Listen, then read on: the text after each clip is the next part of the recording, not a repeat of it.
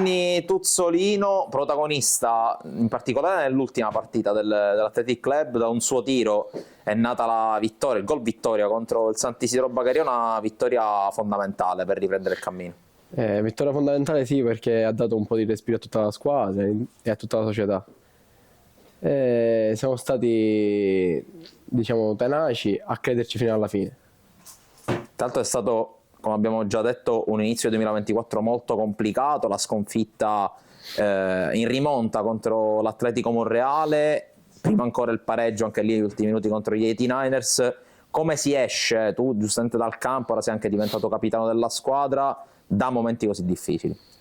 Si esce stando tutti compatti e soprattutto crederci fino alla fine, solo così, perché il calcio come toglie dà, è sempre stato così da quando è stato creato, quindi è sempre stato così.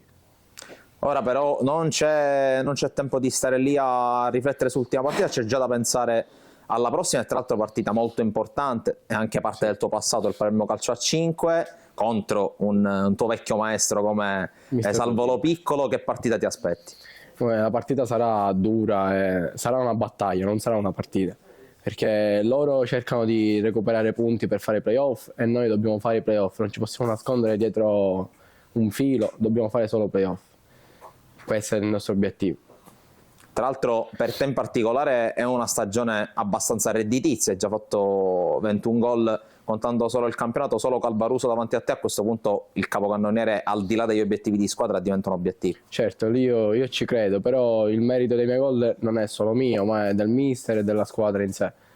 Quindi se io sono lì non è solo frutto mio.